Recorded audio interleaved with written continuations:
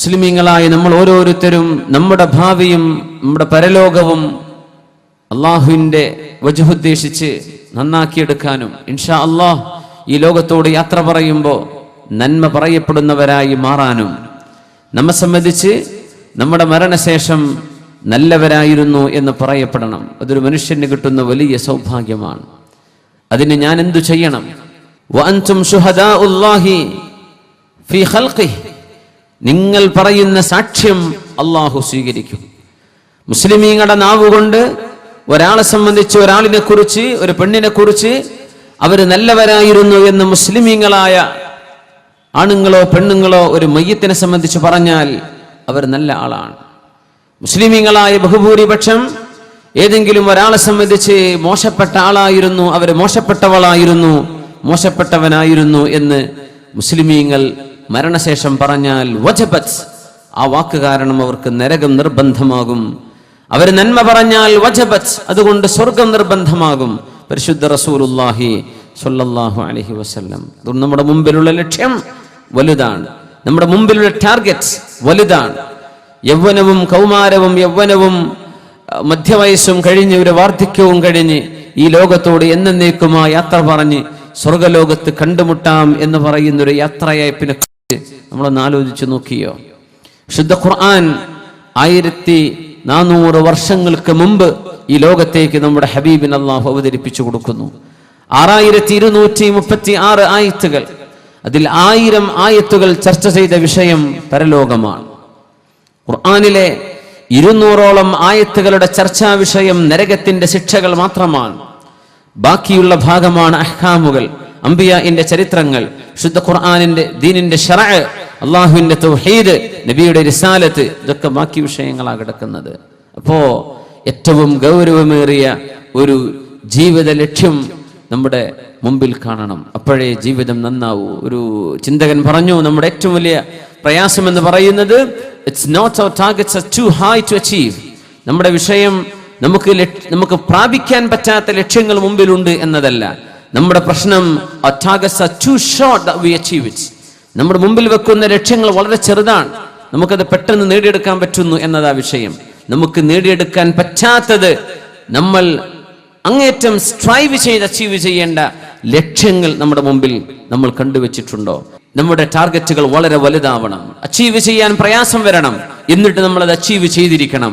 ഇൻഷാ അല്ലാഹ് അങ്ങനെ വരുമ്പോൾ ഈ സമൂഹത്തിൽ ക്രിയേറ്റിവിറ്റി ഉണ്ടാകും, നമ്മൾ പ്രവർത്തനോത്സുകതയുണ്ടാകും, നമ്മളിൽ നന്മയെപ്പറ്റി ചിന്തിക്കുന്ന സജീവമായ സാന്നിധ്യമുണ്ടാകും എപ്പോഴും. അത് നമ്മെ തിന്മയിലേക്ക് പോകാതിരിക്കാൻ നന്മയുമായി ബിസിയാവൽ ആവശ്യമാണ്. വിശുദ്ധ ഖുർആൻ നമ്മളെ എൻഗേജ് ചെയ്യിക്കണം, വിശുദ്ധ ഖുർആൻ നമ്മളെ എൻഗേജ് ചെയ്യിപ്പിച്ചുകൊണ്ടിരിക്കണം. നമ്മുടെ ചിന്തകളിൽ, നമ്മുടെ പ്രവർത്തനങ്ങളിൽ, നമ്മുടെ നാവിൽ, നമ്മുടെ മനസ്സിൽ, നമ്മുടെ ജീവിതത്തിൽ. വിശുദ്ധ ഖുർആനിനെ സംബന്ധിച്ചുള്ള ഒരു ചെറിയ ചർച്ചയിലേക്കാണ് നമ്മൾ കടന്നു പോകുന്നത്. ഖുർആനിന്റെ ഖുർആനിന്റെ മറ്റൊരു ആരാധനാകർമ്മം ഖുർആൻ ഓതലാണ്. മറ്റൊന്ന് ഖുർആനിന്റെ ഒരു തഅബ്ബുദ്, ഖുർആനിന്റെ തത്ബീഖാൻ, ജീവിതത്തിലേക്ക് പകർത്തലാണ്. പിന്നെയുണ്ട് ഖുർആനിന്റെ മറ്റൊരു തഅബ്ബുദ് തദബ്ബുർ, വിശുദ്ധ ഖുർആനിൽ ചിന്തിക്കുന്നത്. മറ്റൊന്ന് വിശുദ്ധ ഖുർആൻ നമ്മുടെ ജീവിതമാക്കി മാറ്റുന്നത്. ഖുർആൻ ഓതുന്നത്, അർത്ഥം പഠിക്കുന്നത്, ജീവിതത്തിലേക്ക് ആവാഹിച്ചെടുക്കുന്നത്, നമ്മുടെ ജീവിതമാക്കി മാറ്റുന്നത്. ഈ ഒരു സ്റ്റേജുകളിലൂടെ കടന്നു പോവാൻ നമുക്ക് സാധിക്കണം. ഉസൈദ് ബിൻ ഹുദൈർ റളിയല്ലാഹു തആല അൻഹു നബിയുടെ സ്വഹാബിയാണ്. മുസ്അബ് ബിൻ ഉമൈർ റളിയല്ലാഹു അൻഹു ആണ് അവർക്ക് ഇസ്ലാം പരിചയപ്പെടുത്തി കൊടുത്തത്. അങ്ങനെയാണ് മുസ്ലിം ആവുന്നത്.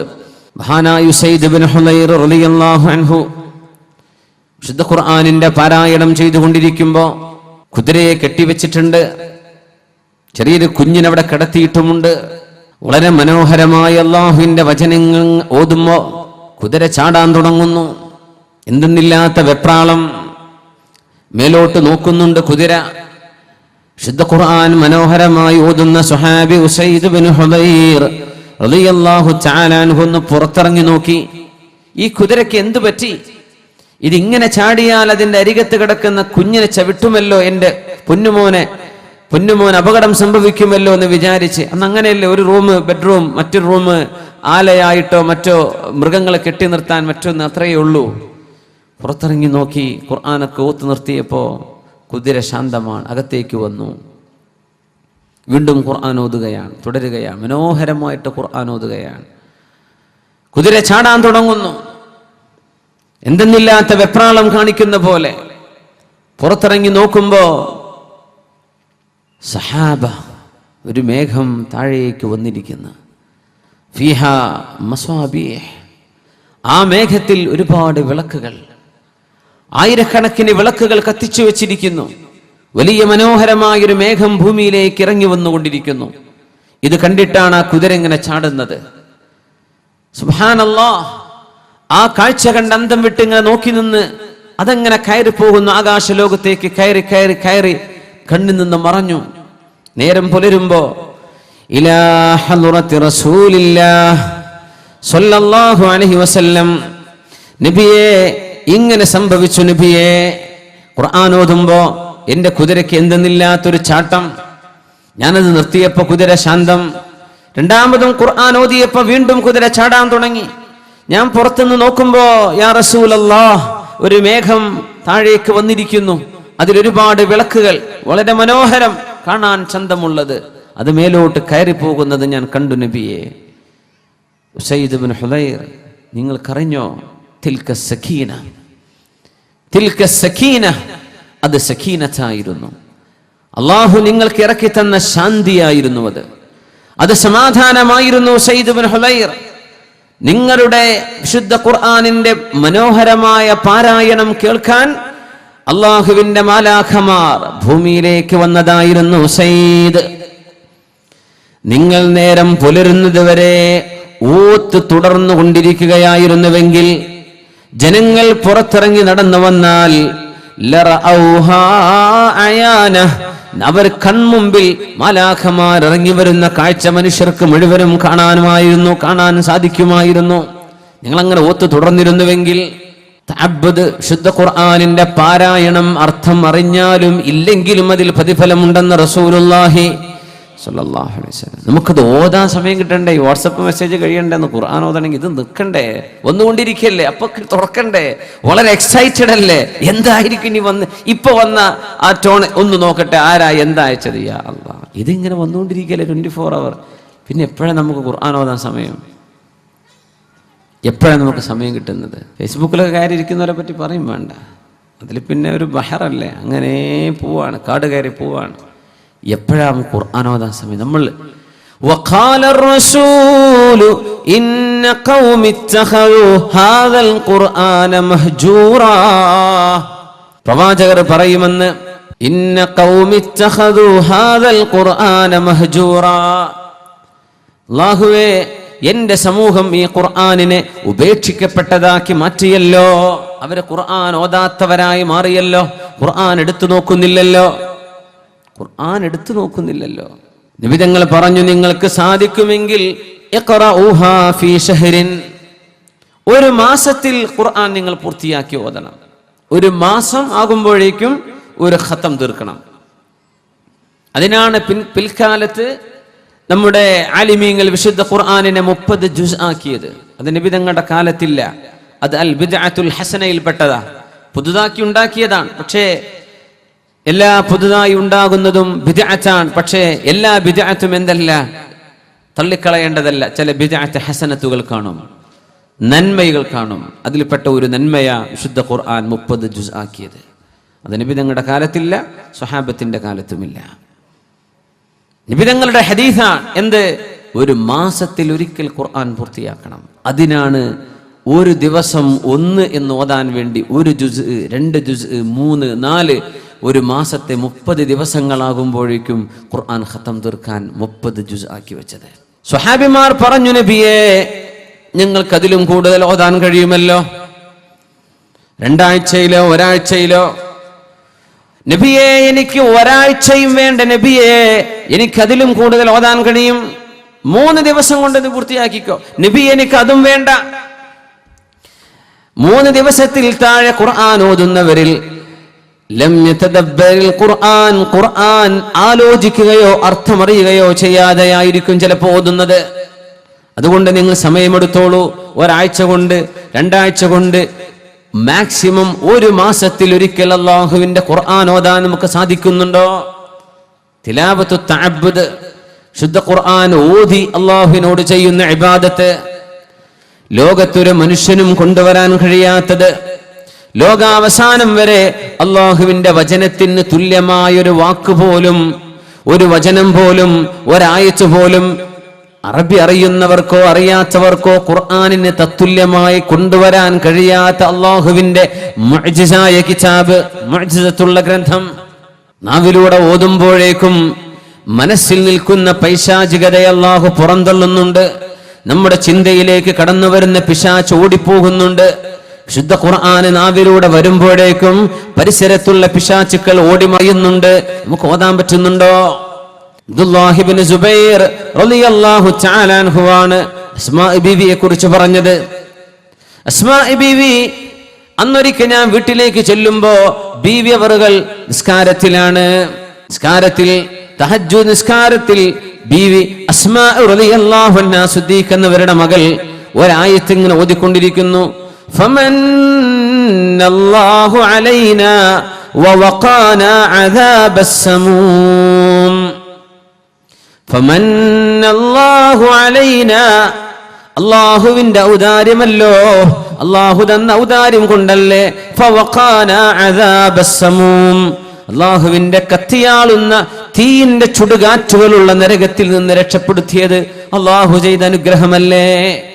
നരകത്തിലേക്ക് പ്രവേശിക്കാതെ രക്ഷപ്പെടുന്ന സത്യവിശ്വാസികളെ കുറിച്ച് അള്ളാഹു പറയുന്ന ഭാഗം ഒരായത്തിങ്ങനെ ഓതിക്കൊണ്ട് ഇങ്ങനെ കരയുന്നുണ്ട്. അസ്മാ റളിയല്ലാഹു അൻഹാ വല്ലാത്ത കരച്ചിലാണ്. ഫമന്നല്ലാഹു അലൈനാ വവഖാനാ അദാബസ് സമൂം. തൊട്ടടുത്ത ആയത്തിലേക്ക് പോകാൻ പറ്റുന്നില്ല, അവിടെ തന്നെ നിന്ന് ആലോചിക്കുകയാണ്. എന്തായിരിക്കും അല്ലാഹുവേ, നരകത്തിന്റെ മുകളിലൂടെയുള്ള സിറാത്ത് ഞാൻ കടന്നു പോകുമ്പോ, ജിസ്റുൻ മദ്റൂബുൻ അലാ മത്നി ജഹന്നം, നരകത്തിന്റെ മുകളിൽ അല്ലാഹു സ്ഥാപിച്ച ഒരു പാലം, അഹദ്ദു മിനസ് സൈഫി, വാളിനേക്കാൾ മൂർച്ചയുള്ളത്, അഖഫു മിനശ് ശഅരി, തലമുടിയേക്കാൾ നേരിയത്, നേർന്നത്. ഭൂമിയിലെ ഫിസിക്കൽ ഡൈമെൻഷൻ വെച്ച് അല്ലാഹുവിന്റെ ആഖിറത്തെ മനസ്സിലാക്കാൻ കഴിയില്ല. ആഖിറത്തിന്റെ ലോകത്തുള്ള അല്ലാഹുവിന്റെ അത്ഭുതകരമായ സൃഷ്ടിയുടെ രൂപവും അതിന്റെ മൂർച്ചയും അതിന്റെ വീതിയും ആഖിറത്തിന്റെ ക്രൈറ്റീരിയൻ വെച്ചേ മനസ്സിലാക്കാൻ പറ്റൂ. അതിലൂടെ കടന്നു വേണം സ്വർഗത്തിലേക്ക് എത്താൻ. നരകം കാലിന്റെ താഴെ കണ്ടുകൊണ്ടാണ് സ്വർഗത്തിലേക്ക് പോകുന്നത്. ഫമന്നല്ലാഹു അലൈനാ, അല്ലാഹു നമുക്ക് അനുഗ്രഹം തന്നുവല്ലോ. വവഖാനാ അദാബസ് സമൂം, അല്ലാഹു അവന്റെ കത്തിയാളുന്ന നരകത്തിന്റെ ശിക്ഷ നമ്മിൽ ഏൽക്കാതെ അല്ലാഹു നമ്മെ സംരക്ഷിച്ചുവല്ലോ എന്ന് സത്യവിശ്വാസികളും സത്യവിശ്വാസിനികളും നാളെ പറയാൻ പോകുന്നുണ്ട്. അതിനെനിക്ക് സാധിക്കുമോ എന്ന് ചിന്തിക്കുകയാണ്. അസ്മാ റളിയല്ലാഹു അൻഹാ ദാത്തുൻ നിതാഖീൻ റളിയല്ലാഹു തആല അൻഹാ. അബ്ദുല്ലാഹി ഇബ്നു സുബൈർ റളിയല്ലാഹു അൻഹു ബന്ധുവാണ്. കുറെ നേരം നോക്കി നിന്നു. അസ്മാ ബീവിയുടെ നിസ്കാരം തീരുന്നില്ല. തിരിച്ചുപോയി കടന്നു. പിന്നെ എഴുന്നേറ്റു. അപ്പോഴും ഉമ്മ ഓതുകയാണ്. അസ്മാ റളിയല്ലാഹു അൻഹാ വല്ലാത്ത നൃത്തം. ഫമന്നല്ലാഹു അലൈനാ വവഖാനാ അദാബസ് സമൂം. ഉമ്മമാരെ, സഹോദരിമാരെ, നമ്മുടെ മക്കൾക്ക് മാതൃകയാവാൻ വേണ്ടി എന്റെ ഉമ്മ ഖുർആൻ ഓതുന്നത്, എന്റെ വല്യമ്മ ഖുർആൻ ഓതുന്നത്, ഇശാ മഗ്രിബിന്റെ ഇടയിലുള്ള ഖുർആൻ പാരായണം എനിക്ക് കേൾക്കാൻ കഴിഞ്ഞു എന്ന് ഇപ്പോൾ ജീവിക്കുന്ന മക്കൾക്ക് ഇനി പറയാൻ കഴിയോ? നമ്മുടെ മക്കൾക്ക് ഉമ്മയെക്കുറിച്ച് ഇങ്ങനെ ഓർക്കുമ്പോ, പാപ്പയെക്കുറിച്ച് ഓർക്കുമ്പോ, വല്യമ്മയെക്കുറിച്ച് ഓർക്കുമ്പോ, വല്യാപ്പയെക്കുറിച്ച് ഓർക്കുമ്പോ, എല്ലാ മഗ്രിബിന്റെയും ഇശാഇന്റെയും ഇടയിൽ നിരന്തരം ഖുർആൻ ഓതുകയും ഖുർആൻ ഓതിയിട്ട് എന്റെ ഉമ്മ കരയുന്നത് ഞാൻ കണ്ടിട്ടുണ്ടെന്ന് പറയാൻ, എന്റെ ഉമ്മ തഹജ്ജുദ് നിസ്കാരത്തിന് എഴുന്നേറ്റ് കരഞ്ഞുകൊണ്ട് ദുആ ചെയ്യുന്നത് ഞാൻ കണ്ടിട്ടുണ്ടെന്ന് പറയാൻ ഇന്നത്തെ മക്കൾക്ക് അവസരമുണ്ടോ? ഇതാണ് വിഷയം. ഇതാണ് വിഷയം. ഫമന്നല്ലാഹു അലൈനാ വവഖാനാ അദാബസ് സമൂം. നല്ല മാതൃകകൾ നമ്മുടെ മുമ്പിൽ കിടക്കുന്നുണ്ടോ നമ്മുടെ മക്കൾക്ക് കാണാൻ? TV ചാനലുകാരെ പുറത്തുവിടുന്ന സീരിയലുകൾ മഗ്രിബിന്റെ ശേഷം, മഗ്രിബ് നിസ്കാരം കഴിഞ്ഞാൽ, സന്ധ്യ മയങ്ങിക്കഴിഞ്ഞാൽ ആ നേരമാണെങ്കിലോ പള്ളിയിൽ നിന്ന് എഴുന്നേൽക്കാതെ അവിടെ തന്നെ ഇരുന്ന് ഇശാഇന്റെയും മഗ്രിബിന്റെയും ഇടയിൽ നിസ്കാരത്തിലും സ്വലാത്തു തസ്ബീഹ് നിസ്കാരത്തിലും സ്വലാത്തുൽ അവ്വാബീനിൽ ഇശാ മഗ്രിബിന്റെ ഇടയിലെ സുന്നത്തായ ദിക്റുകളും ഔറാദുകളും ഓതി ഖുർആൻ ഓതിയിട്ട് സമയം ചെലവഴിക്കേണ്ട നേരത്ത് നമ്മുടെ വീടുകളുടെ ഉള്ളിൽ നിന്നൊക്കെ മനോഹരമായ ഖുർആനിന്റെ പാരായണങ്ങൾ കേട്ടുവന്നിരുന്ന കാലം കഴിഞ്ഞില്ലേ? ചാനലുകാരൻ തുറന്നു വെക്കുന്നത് ഭക്തി സീരിയലുകൾ. എന്താണ് ഭക്തി? ഹൈന്ദവന്റെ ഭക്തി സീരിയലുകൾ, രാമന്റെയും സീതയുടെയും കഥകൾ, മഹാഭാരതത്തിന്റെയും രാമായണത്തിന്റെയും കഥകൾ. ഈ ഭക്തിയുടെ സീരിയലുകൾ കഴിഞ്ഞിട്ട് വേണം അമ്മായിയമ്മയെ പുറത്താക്കൽ എങ്ങനെയാണെന്ന് പഠിക്കാൻ. അത് കഴിഞ്ഞിട്ട് വേണം ഭർത്താവിൽ നിന്ന് ഇറങ്ങിയോടാൻ എന്താണ് വഴിയെന്ന്. അത് കഴിഞ്ഞിട്ട് വേണം എങ്ങനെയാണ് വീട്ടുകാരെ കയ്യിലടക്കേണ്ടതെന്ന് പഠിക്കാൻ. ഇതൊക്കെ കിടക്കുന്നത് ഭക്തിക്ക് ശേഷം. മുസ്ലിമായൊരു മനുഷ്യൻ ആണും പെണ്ണും അള്ളാഹുലേക്ക് മനസ്സുകൊണ്ട് തിരിച്ചു മടങ്ങുകയും അള്ളാഹുലേക്ക് തൗബ ചെയ്യുകയും ഇസ്തിഗ്ഫാർ ചെയ്യുകയും ചെയ്യേണ്ട നേരത്ത് നമ്മുടെ വീടിന്റെ ഉള്ളിൽ നിന്ന് സ്വാമിയും ശരണമയ്യപ്പയും വിളിച്ചു പറയാനുള്ള അവസരം നമ്മൾ ഉണ്ടാക്കി കൊടുത്തില്ലേ? പിശാച് കയറി വന്നില്ലേ? നമ്മുടെ മക്കൾ ഇതല്ലേ കണ്ടത്? ഉമ്മ മാറി മാറി റിമോട്ടിൽ കളിക്കുന്ന കളിയല്ലാതെ എന്റെ ഉമ്മ ഖുർആൻ എടുത്ത് ഓതുന്നത് റമദാൻ കഴിഞ്ഞതിൽ പിന്നെ ഞാൻ കണ്ടിട്ടുണ്ടോ? മക്കൾക്ക് ഇതാ പറയാനുള്ളത്. എവിടെയാണ് മാതൃക? ഉസ്വത്തുൻ ഹസന. ഇവിടെ തഅബ്ബുദ് ബിത്തിലാവ, ശുദ്ധ ഖുർആൻ ഓതിയുള്ള എവിടെയാണ്, എപ്പോഴാണ്, എത്രയാണ് നടക്കുന്നത്? ഇന്ന ഖൗമി ഇത്തഖദു ഹാദൽ ഖുർആന മഹ്ജൂറാ. അല്ലാഹുവേ, എന്റെ സമൂഹം എന്റെ ഖുർആൻ ഉപേക്ഷിച്ചു കളഞ്ഞല്ലോ അല്ലാ എന്ന് പ്രവാചകർ പറയുമെന്ന് പരിശുദ്ധ ഖുർആൻ. റസൂലുള്ളാഹി സ്വല്ലല്ലാഹു അലൈഹി വസല്ലം പറയാൻ പോകുന്നുണ്ട്, എന്റെ സമൂഹം ഖുർആൻ എടുത്തു നോക്കാത്തവരുണ്ട്. തഖദു ഹാദൽ ഖുർആന മഹ്ജൂറാ. ഞാൻ പറയട്ടെ, മ്യൂസിക്കും പാട്ടും ഇഷ്ടമുള്ള ആളുകൾക്ക് ഖുർആൻ ഓതാൻ തൗഫീഖ് ഉണ്ടാവില്ല. മ്യൂസിക്കും പാട്ടും ഇഷ്ടമുള്ള ആളുകൾ, ഏതു നേരവും പാട്ട് കേട്ട് നടക്കുന്നവർ, ഏതു നേരവും മ്യൂസിക് കേട്ട് നടക്കുന്നവർ, ഇത്തരക്കാർക്ക് ഖുർആൻ ഓതാനുള്ള തൗഫീഖ് അല്ലാഹു എടുത്തു കളയും. അവർക്ക് ഖുർആൻ കൊണ്ട് ആനന്ദം കിട്ടൂല, അവർക്ക് ഖുർആൻ ഓതാൻ സമയം കിട്ടൂല. ഖുർആൻ ഓതിക്കൊണ്ട് നടക്കുന്ന ആളുകൾക്കാണെങ്കിലോ മ്യൂസിക്കിലും പാട്ടിലും ഒരാനന്ദവും തോന്നില്ല എന്ന് മാത്രമല്ല, വെറുപ്പായിരിക്കും. മനസ്സുകൊണ്ട് വെറുപ്പ് വരും. അത് അല്ലാഹു ചെയ്യുന്ന വലിയൊരു തൗഫീഖാണ്. നമ്മൾ അങ്ങനെ ദുആ ചെയ്യേണ്ടത്, അല്ലാഹുവേ, നിനക്ക് എന്തൊക്കെ ഇഷ്ടമുണ്ടോ അതെനിക്ക് ഇഷ്ടമാക്കി താ, നിനക്ക് എന്ത് വെറുപ്പാണോ അതെനിക്ക് വെറുപ്പാക്കി തരണം. അള്ളാഹുവിന് ഇഷ്ടമുള്ളത് നമുക്ക് ഇഷ്ടമായാൽ, അള്ളാഹുവിന് വെറുപ്പുള്ളത് നമുക്ക് വെറുപ്പുള്ളതായാൽ അൽഹംദുലില്ലാഹ് ഹിദായത്ത് ലഭിച്ചല്ലോ. അള്ളാഹു നമുക്ക് ആ തൗഫീഖ് നൽകുമാറാകട്ടെ. അതുകൊണ്ട് ഞാനൊരു സമയം നിശ്ചയിക്കണില്ല ഇത്ര നേരമെന്ന്. ഒരു ദിവസം അള്ളാഹുവിൻ്റെ ഖുർആൻ കണ്ണുകൊണ്ട് കാണാത്ത ഒരു സമയം ഉണ്ടാവരുത്. നല്ല നല്ല മൊബൈൽ ഫോണുകൾ കയ്യിലുള്ള ആളുകളാണ്. ഞാനത് വീണ്ടും ആവർത്തിക്കുകയാണ്. നല്ല വലിയ വലിയ സൗകര്യങ്ങളൊക്കെ ഉള്ള മൊബൈൽ ഫോണുകൾ കയ്യിലുള്ള മുഴുവൻ ആളുകളും ആ മൊബൈൽ തന്നതിന് അള്ളാഹുവിന് ശുക്ർ ചെയ്യാൻ ഖുർആനിൻ്റെ ആപ്പുകൾ ഡൗൺലോഡ് ചെയ്യണം. ഖുർആൻ ഡൗൺലോഡ് ചെയ്യുക. ഖുർആൻ്റെ ആപ്പ് സ്റ്റോറുകൾ ഇഷ്ടം പോലെ ഉണ്ടല്ലോ, ഡൗൺലോഡ് ചെയ്യുക. എന്നിട്ട് ഖുർആൻ ഓതുക. ബസ്സിലിരിക്കാൻ ഒരു പേജ് ഓതാം, ട്രെയിൻ വെയിറ്റ് ചെയ്യാൻ ഒരു അര പേജ് ഓതാം, ട്രെയിനിലിരിക്കാൻ യാസീൻ ഓതാം, അൽ ബഖറ ഓതാം, മറ്റ് സൂറത്തുകൾ ഓതാം. സൗകര്യങ്ങൾ വീട്ടിലാണ്. പ്രത്യേകിച്ച് ഖുർആൻ റെസിറ്റേഷൻ കൂടെ ഉള്ള പ്രോഗ്രാമുകളൊക്കെ ഉണ്ടെങ്കിൽ ചെവിയിലേക്ക് ഹെഡ്ഫോൺ വെച്ച ഖുർആൻ സമാഉൻ യസ്ലുക സവാബു, കേട്ടാൽ കൂലി കിട്ടുന്ന പ്രതിഫലവുമായി നമ്മുടെ ആ ഒരു ആധുനിക സൗകര്യം അള്ളാഹുവിന് വേണ്ടി ഉപയോഗിച്ചാൽ അതിൻ്റെ ശുക്ർ അതാണ് അള്ളാഹുവിന് ശുക്ർ ചെയ്യുക. ഇന്നത്തെ ആലിമീങ്ങൾ അതിനെ സംബന്ധിച്ച് കൊടുക്കുന്ന ഫത്വയും തന്നെ അങ്ങനെയാണ്. നമ്മുടെ മൊബൈൽ ഫോണുകളിലെ പ്രോഗ്രാം അത് ഖുർആനുണ്ട്, ബാത്റൂമിൽ പോവുകയാണെങ്കിൽ ഖുർആൻ ക്ലോസ് ചെയ്യുക, ആ പ്രോഗ്രാം ക്ലോസ് ചെയ്യുക. വുളു ഇല്ലാതെ തന്നെ ഓതാൻ പറ്റുന്നതാണ്.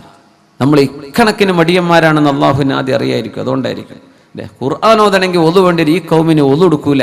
എന്നാൽ പിന്നെ ആയിക്കോട്ടെ, ഖുർആൻ ഒതു ഇല്ലാതെ തന്നെ നിങ്ങൾക്ക് ഓതാൻ സൗകര്യം ഞാൻ തരാം, നിങ്ങളത് ചെയ്തിട്ടുണ്ടോ അള്ളാഹു ചോദിക്കൂലേ? ഏത് മൊബൈൽ ഫോണിലുള്ള ആപ്പിനെ പറ്റിയാ പറയാം. ഖുർആൻ തുടരണമെങ്കിൽ ഒതു വേണം. ഒതു ഉണ്ടായിക്കോട്ടെ, വളരെ നല്ലതാണ്. ഒരാൾക്ക് ഒതു ഇല്ല എന്ന് വിചാരിക്കുക, എന്നാലും നമ്മുടെ ഫോണുകളിൽ നിന്നൊക്കെയുള്ള ഖുർആൻ നമ്മുടെ കമ്പ്യൂട്ടറിൽ, നമ്മുടെ ലാപ്ടോപ്പിൽ നിന്ന്, നമ്മുടെ ഐപാഡിൽ നിന്ന് ഒക്കെ ഉപയോഗിക്കാം. അൽഹംദുലില്ലാഹ്, വലിയ സൗകര്യമല്ലേ? തഅബ്ബുദ് ബിൽ ഖുർആൻ. അള്ളാഹു നമുക്കതിന് തൗഫീഖ് ചെയ്യുമാറാകട്ടെ. അബൂ മൂസ അശ്അരി റളിയല്ലാഹു തആല അൻഹു അവർ ഖുർആൻ ഓതിക്കൊണ്ടിരിക്കുന്ന സമയത്ത് റസൂലുള്ളാഹി സ്വല്ലല്ലാഹു അലൈഹി വസല്ലം തങ്ങൾ ഇത് ശരിക്കും ഇങ്ങനെ ആലോചിച്ച് തങ്ങളിങ്ങനെ കേട്ടിരുന്നു. അങ്ങനെ നബി തങ്ങൾ പറഞ്ഞു, ഖുർആൻ ഓത്ത് നിർത്തിയപ്പോൾ, യാ അബാ മൂസ, അബൂ മൂസ, നിങ്ങൾക്ക് ഊതീത മിസ്മാറൻ മിൻ മസാമീരി ആലി ദാവൂദ്, ദാവൂദ് നബി അലൈഹിസ്സലാമിന്റെ കുടുംബത്തിന് അല്ലാഹു നൽകിയ മനോഹരമായ ശബ്ദ ഭംഗി അല്ലാഹു നിങ്ങൾക്ക് നൽകിയതുപോലെ നബിയെ ഞാൻ ഓതുന്നത് നിങ്ങൾ കേൾക്കുകയായിരുന്നോ? അതേ അബൂ മൂസ, ഞാൻ കേട്ടിരുന്നു. ഞാനത് അറിഞ്ഞിരുന്നുവെങ്കിൽ ഇതിലും മനോഹരമായി ഞാൻ ഓതുമായിരുന്നു നബിയെ. തങ്ങൾ പറഞ്ഞു, സയ്യിനുൽ ഖുർആന ബി അസ്വാതികും, നിങ്ങൾ ശബ്ദം മനോഹരമായിട്ട് ഓതണം. ഖുർആൻ ഓതുമ്പോൾ നിങ്ങളുടെ ശബ്ദം മനോഹരമാകുമ്പോൾ യസീദുൽ ഖുർആന ഹുസ്ന, ഖുർആനിന് അതിന്റെ മാധുര്യം വർദ്ധിക്കുകയും ചെയ്യും. ഇൻഷാ അല്ലാഹ് തജ്വീദ് പഠിക്കുക, പാരായണം പഠിക്കുക. ഇത് നമ്മുടെ ദീനാണ്, ഇത് നമ്മുടെ എല്ലാമാണ്. വിശുദ്ധ ഖുർആനിന്റെ മറ്റൊരു തഅബ്ബുദ് തദബ്ബുറുണ്ട്. ഖുർആൻ ചിന്തിച്ചുകൊണ്ടുള്ള വിശുദ്ധ ഖുർആനിന്റെ പാരായണം, വിശുദ്ധ ഖുർആൻ ചിന്തിക്കുന്നത്. ഒരു സയൻസ് വിദ്യാർത്ഥി ഒരുപക്ഷെ അതായിരിക്കും ആലോചിക്കുക, എനിക്ക് ഖുർആൻ എന്ന സയൻസ് പഠിക്കണം. മാത്സ്, ന്യൂമറസി ഇഷ്ടമുള്ള ആളുകൾ ഖുർആനിന്റെ ന്യൂമറിക് വണ്ടേഴ്സ്, ഖുർആനിൽ 19 കുറിച്ച് പറഞ്ഞിട്ടുള്ള അത്ഭുതങ്ങൾ, ഖുർആനിലെ 7 എന്ന അക്കവുമായി ബന്ധപ്പെട്ട ഖുർആനിന്റെ 7 മൾട്ടിപ്പിൾസ്, ഖുർആനിന്റെ ആയത്തുകളുടെയും സൂറത്തുകളുടെയും എണ്ണത്തിൽ വന്ന മഹാത്ഭുതം, ഖുർആനിന്റെ മൊത്തം സ്ട്രക്ചർ, അതിൽ വന്ന അക്കങ്ങളുടെ അത്ഭുതങ്ങൾ. ഇത് ഒരു കണക്കിഷ്ടമുള്ള ആൾക്ക് അതായിരിക്കും ഇഷ്ടം. ആസ്ട്രോണമി പഠിക്കുന്ന ആള് ശുദ്ധ ഖുർആൻ സ്പേസിനെ കുറിച്ച് പറഞ്ഞത്, ഭൂമി അല്ലാത്തടുത്ത് വല്ല ജീവനുണ്ടോ, അവർക്കതിനെപ്പറ്റി പഠിക്കാൻ ആഗ്രഹം വരും. സോളജിയും ബോട്ടണിയും പഠിക്കുന്നവർക്ക് അതായിരിക്കും ആഗ്രഹം. എല്ലാം ഖുർആനിന്റെ തദബ്ബുറിൽ കിടക്കുകയാണ്. മഹാനായ അച്ഛാ റളിയല്ലാഹു അൻഹു ആയിഷ ബീവിയുടെ അരികത്തേക്ക് വരുന്നു. താബിഇയാൻ ആയിഷ റളിയല്ലാഹു അൻഹയുടെ വീട്ടിലേക്ക് വന്നിട്ട് ബീവിയിൽ നിന്ന് ഇൽമ പഠിച്ചിട്ടുള്ള മഹാന്മാരിൽപ്പെട്ട ആളാണ് മഹാനായ അച്ഛാ റളിയല്ലാഹു അൻഹു. ബഹുമാനപ്പെട്ടവർ ചോദിച്ചു, ആയിഷ ബീവി റളിയല്ലാഹു തആല അൻഹ, നിങ്ങളും അഷ്റഫുൽ ഖൽഖ് തങ്ങളും കൂടെ ജീവിച്ച ജീവിതകാലം, അതിൽ നിങ്ങൾക്ക് ഏറ്റവും വലിയ അത്ഭുതമുണ്ടാക്കിയ, നിങ്ങൾക്ക് ഏറ്റവും കൂടുതൽ മറക്കാൻ കഴിയാത്ത ഒരനുഭവമുണ്ടോ? അതെന്താണെന്ന് പറഞ്ഞു തരണം. അവർ പറഞ്ഞു, ആയിഷ റളിയല്ലാഹു അൻഹ പറഞ്ഞു, ഉണ്ട്, ഞാൻ പറയാം.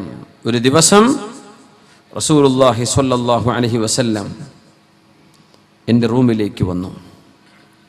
തങ്ങൾ നിസ്കരിക്കാൻ നിൽക്കുകയാണ്. നബി തങ്ങൾ നിസ്കരിക്കുന്ന ഒരുപാട് അനുഭവം ആയിഷ ബീവി റളിയല്ലാഹു അൻഹ വിവരിച്ചിട്ടുണ്ട്.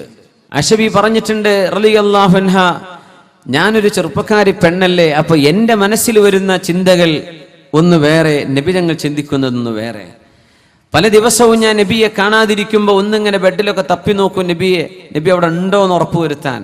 കാരണം സഹഭാര്യമാർ ഉണ്ടാകുന്ന സമയത്തുണ്ടാകുന്ന സ്വാഭാവികമായ ഒരു പ്രശ്നം. ഒരു ദിവസം തപ്പി നോക്കുമ്പോൾ തപ്പി നബിയുടെ ശരീരം തങ്ങൾ നിസ്കരിക്കുന്നത് അറിയുകയാണ് ആയിഷ റളിയല്ലാഹു അൻഹ. നബി സുജൂദിലാണ് സ്വല്ലല്ലാഹു അലൈഹി വസല്ലം. പാതിരാ നേരത്ത് റസൂലുള്ളാഹി സ്വല്ലല്ലാഹു അലൈഹി വസല്ലം തങ്ങൾ നിസ്കാരം കഴിഞ്ഞപ്പോൾ ചോദിച്ചു, ആയിഷ ബീവി, അമാ ജാഅക്കി ശൈത്വാനുക്കി, നിങ്ങളുടെ ശൈത്താൻ നിങ്ങളുടെ അടുത്ത് വന്നോ എന്ന് പറഞ്ഞാൽ ഞാൻ എങ്ങോട്ടോ പോയി എന്നാലേ നിങ്ങൾ വിചാരിച്ചതെന്ന് ചോദിച്ചു. ആയിഷ ബീവി തിരിച്ച്, ഇതല്ല ഞാൻ പറയുന്ന ആയിഷ ബീവിയുടെ മറുപടി, നമ്മൾ എന്താണ് ജീവിതത്തിലെ വലിയ അനുഭവം എന്ന് അതല്ല ഈ സംഭവം, പക്ഷെ അതിനോടനുബന്ധമായിട്ട് പറയാന്ന് മാത്രം. അപ്പൊ നബി തങ്ങൾ ചോദിച്ചു, അമാ ജാഅക്കി ശൈത്വാനുക്കി, നിങ്ങളുടെ ശൈത്താൻ നിങ്ങളുടെ അടുത്ത് വന്നു ആയിഷ ബീവി? ആയിഷ ബീവി തിരിച്ചു ചോദിച്ചു, അമ്മാലൊക്കെ ശൈത്വാൻ, നിങ്ങൾക്ക് ശൈത്താനൊന്നും ഇല്ല നബിയെ, എനിക്ക് മാത്രമേ ഉള്ളൂ? തങ്ങൾ പറഞ്ഞു, ബല, എനിക്കുണ്ട്. വലാകിന്നഹു അസ്ലം, പക്ഷെ എൻ്റെ ശൈത്താൻ ഇപ്പൊ മുസ്ലിമാണ്. ഫലാ യഅ്മുറുനി ഇല്ലാ ബിഖൈർ, എന്നോട് നന്മയല്ലാതെ കൽപ്പിക്കൂല എന്ന് റസൂലുള്ളാഹി സ്വല്ലല്ലാഹു അലൈഹി വസല്ലം. ആ ഒരു കുടുംബത്തിന്റെ ഇന്റിമസിയാണത്. നബി തങ്ങൾ, നിങ്ങളെ ശൈത്താൻ വന്നു? ആയിഷ ബീവി ചോദിച്ചു, നിങ്ങൾക്ക് ശൈത്താൻ അല്ലേ നബിയെ? ശരിക്കും അങ്ങനെ ചോദിക്കാൻ പറ്റുമെന്ന ആ വിഷയം നബിയോട് അങ്ങനെ ഫ്രാങ്ക് ആയിട്ട് ചോദിക്കുകയാണ് ആയിഷ ബീവി റളിയല്ലാഹു അൻഹ. പക്ഷെ തങ്ങളത് സീരിയസ് ആയിട്ട് എടുത്തിട്ട് തങ്ങൾ അതിന് മറുപടിയും കൊടുക്കുകയാണ്. എന്നല്ലാതെ ആയിഷ ബീവിയെ ക്വസ്റ്റ്യൻ ചെയ്യല്ല, നിങ്ങൾ എന്നോട് അങ്ങനെ ചോദിക്കാൻ പാടുണ്ട്, അല്ലല്ല, എനിക്കും ശൈത്താനുണ്ട്. ഓരോരുത്തർക്കും ഖരീൻ എന്ന് പറഞ്ഞ പിശാചിന്റെ കൂട്ടുകാരനുണ്ടെന്നാണ്. ഒരു ഖരീൻ ഓരോരുത്തരുടെയും കൂടെയുള്ള ജിന്നാണ്. തിന്മയിലേക്ക് നയിക്കാൻ ഒരു കാഫിറായ ജിന്ന് കാണും, നന്മയിലേക്ക് നയിക്കാൻ ഒരു മുസ്ലിമായ ജിന്നും കാണും എന്ന് വിശുദ്ധ ഖുർആൻ തന്നെ സൂചിപ്പിച്ചിട്ടുണ്ട്. ഖരീൻ ഫഹുവ ലഹു ഖരീൻ, ഖരീനുണ്ട്. നബി തങ്ങളുടെ ഖരീൻ ഇപ്പോഴും ജീവിച്ചിരിപ്പുണ്ട് എന്ന് അടുത്ത കാലത്ത് ഒരു മുസ്ലിം ജിന്നുമായിട്ടുള്ള അഭിമുഖം മുഹമ്മദ് ദാവൂദ് ഈസ അദ്ദേഹത്തിന്റെ പുസ്തകത്തിൽ രേഖപ്പെടുത്തിയിട്ടുണ്ട്. മെഹബൂബുൽ ഹാജി എന്നാണ് ആ ജിന്നിന്റെ പേര്. റസൂലുള്ളാഹി തങ്ങളുടെ ഖരീൻ ഇപ്പോഴും ജീവിച്ചിരിപ്പുണ്ട് എന്ന് അത് കണ്ടിട്ട് മുസ്തഫ കഞ്ചൂർ എന്ന് പറയുന്ന ഇന്ന് ജീവിച്ചിരിപ്പുള്ള ഒരു മുസ്ലിം ജിന്ന് അദ്ദേഹം ഈ ഈജിപ്ഷ്യൻ പണ്ഡിതനോട് പറഞ്ഞത് അദ്ദേഹത്തിന്റെ പുസ്തകം ഹിവാറുൻ സഹ്ഫിയുൻ മഅ ജിന്നിയ്യിൻ മുസ്ലിം, അൻ ഇന്റർവ്യൂ വിത്ത് മുസ്ലിം ജിൻ, യൂട്യൂബിൽ അടിച്ചാൽ കിട്ടും. 2 മണിക്കൂറുള്ള ഒരു കോൺവെർസേഷനാണ്, അൻ ഇന്റർവ്യൂ വിത്ത് എ മുസ്ലിം ജിൻ. അപ്പോ ഖരീനുകൾ ഉണ്ടെന്ന്. ഏതായിരുന്നാലും ആയിഷ ബീവി റളിയല്ലാഹു അൻഹ മറ്റൊരിക്കൽ നടന്നു, നബി തങ്ങളെ കാണുന്നില്ല. നബി തങ്ങളുടെ മറ്റു ഭാര്യമാരുടെ വീടിന്റെ മുമ്പിലൊക്കെ ഒന്ന് ചെന്ന് നോക്കി, അവിടെ ഒന്നും നബിയെ കാണുന്നില്ല. പിന്നെ നോക്കുമ്പോ നബി തങ്ങൾ ജന്നത്തുൽ ബഖീഇലാണ്. ജന്നത്തുൽ ബഖീഇലെ ഖബറാളികൾക്ക് വേണ്ടി ദുആ ചെയ്യാൻ നബിയാണെന്ന് അറിഞ്ഞ ആയിഷ ബീവി ഒരൊറ്റ ഓട്ടം വീട്ടിലേക്ക്. അങ്ങനെ നബി തങ്ങൾ തിരിച്ചു വന്ന് വീട്ടിൽ കിടക്കുമ്പോൾ ആയിഷ ബീവി ഒന്നും അറിയാത്ത മട്ടിൽ കിടക്കുന്ന, പക്ഷേ ശ്വാസം ഇങ്ങനെ പോകുന്നുണ്ട്. ആയിഷ ബീവി കിടന്ന കിടപ്പിൽ ഇങ്ങനെ ശ്വാസം വിടാൻ എന്ത് പറ്റിയെന്ന് പറഞ്ഞ്, നബിയെ ഞാനവിടെ വന്ന് ഓടിപ്പോന്നതാ. അപ്പൊ ഈ ആയിരുന്നല്ലേ, ഞാനൊരു രൂപം പോകുന്നത് ഞാനും കണ്ടു, നീ ആയിരുന്നില്ലേ അത്? അല്ലാഹുവും റസൂലും നിങ്ങളെ വഞ്ചിക്കുമെന്ന് നിങ്ങൾ വിചാരിച്ചു ആയിഷ ബീവി എന്ന് ചോദിച്ചു റസൂലുള്ളാഹി സ്വല്ലല്ലാഹു അലൈഹി വസല്ലം. ഭയങ്കര രസകരമായ ജീവിതമായിരുന്നു അത്. ആയിഷ ബീവി പറയാണ്, അന്നൊരിക്കെ അല്ലാഹുവിന്റെ ഹബീബ് സ്വല്ലല്ലാഹു അലൈഹി വസല്ലം തങ്ങൾ നിസ്കരിക്കാൻ വേണ്ടി എഴുന്നേറ്റ് നിന്നു. ഖാമ യുസല്ലി, അവർ ഓതുന്നുണ്ട്, ബിസ്മില്ലാഹിർ റഹ്മാനിർ റഹീം, ഇന്ന ഫീ ഖൽഖിസ് സമാവാതി വൽ അർളി വഖ്തിലാഫിൽ ലൈലി വൻ നഹാർ, ഇന്ന ഫീ ഖൽഖിസ് സമാവാതി വൽ അർളി വഖ്തിലാഫിൽ ലൈലി വൻ നഹാരി لآيات لأولي الألباب الذين يذكرون